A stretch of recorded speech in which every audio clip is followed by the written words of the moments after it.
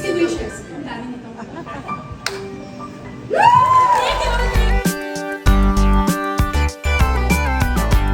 Sa kilos mo'y nadarama,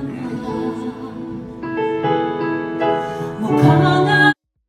Hello and welcome back. Finally, after 17 years, bumalik na sa singing si Miss Agot Isidro at ginawa niya nga itong malaking celebration ng kanyang ika-60th birthday. Sino-sino nga ba ang sumuporta sa kanya sa stage? Ating panoorin ang video hanggang dulo. Pero bago ang lahat, kung bago ka pa lamang sa aking channel, please don't forget to click the subscribe button and hit ang notification bell to keep you updated.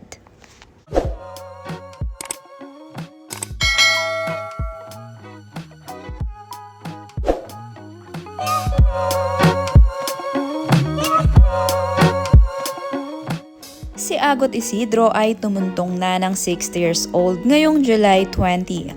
At para nga i-celebrate ito, gumawa siya ng 2 gabi na concert na pinamagatang The Story of AI o Agot Isidro na ginanap noong July 17 at 18 sa BGC Art Center.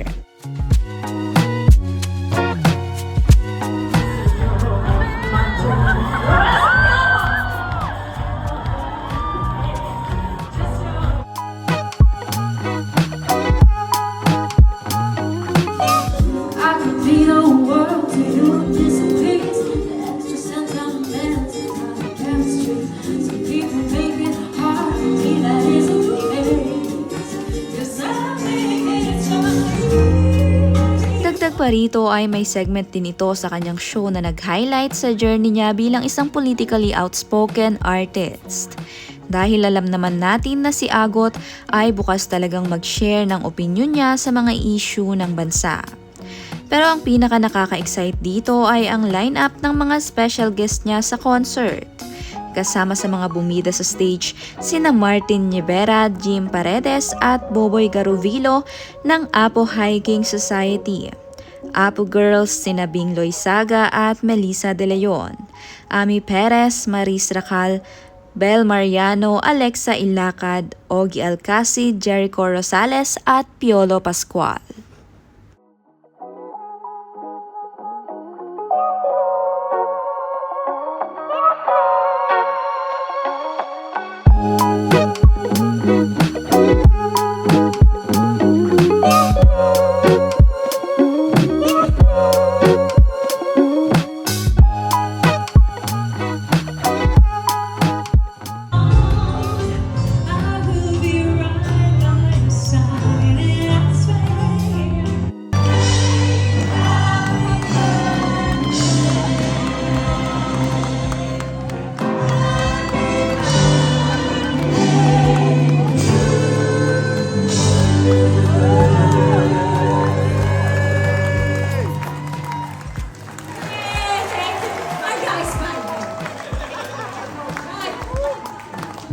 Isa pa? Hindi, yeah? 60 wishes. Ang dami nito. Thank you guys. Love you. Okay na.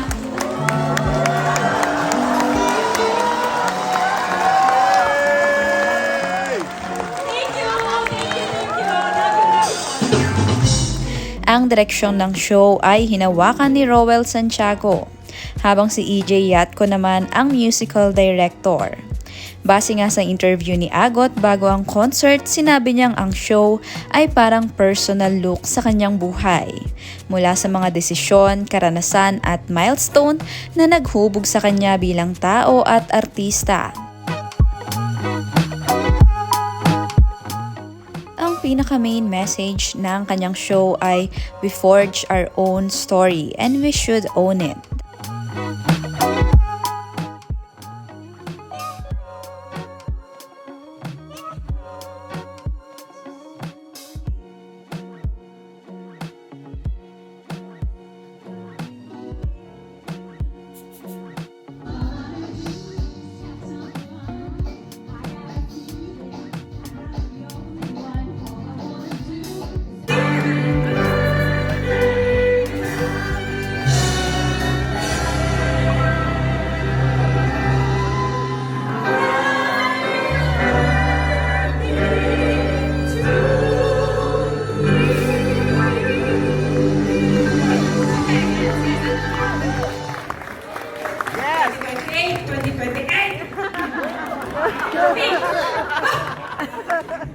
Just want to say thank you to everyone who spent time and their energies and their art into putting all of this together. Sa Barks, thank you so much for having this atom of an idea into now reality. Thank you so much for giving me a chance again to perform. Hindi lahat ng tao nabibigyan ng ganyan chance. So I hope I'm fulfilling that.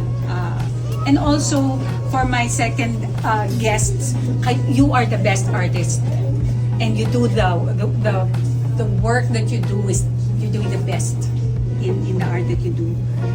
So I have full. Mas actually ako nahihiya because you're at the top of your game, and I'm just parang feeling ko I'm just starting out again. So sana sabayan po. And my sisters, thank you so much. Always sila, always kami, one tawag. Medyo bumakag kasi ang okay, you were able to convince her. My sister, and I know Tina is with us in spirit. Yes.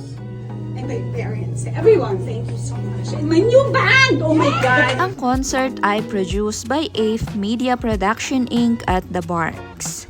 Sabi nga ni Agot, ang pagtungtong niya sa 60 ay nagpalakas pa ng loob niya na maging mas vocal tungkol sa mga bagay na mahalaga sa kanya.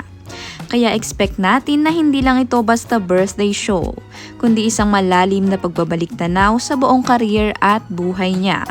So what do you think? Happy 60th birthday, Agot Isidro! Comment down below kung sino sa mga guest performers ang gusto nyong mapanood sa concert na ito. Huwag kalimutang mag-like, mag-subscribe at i-on ang notification bell para hindi kayo maiwan sa mga latest showbiz updates. See you sa susunod na video!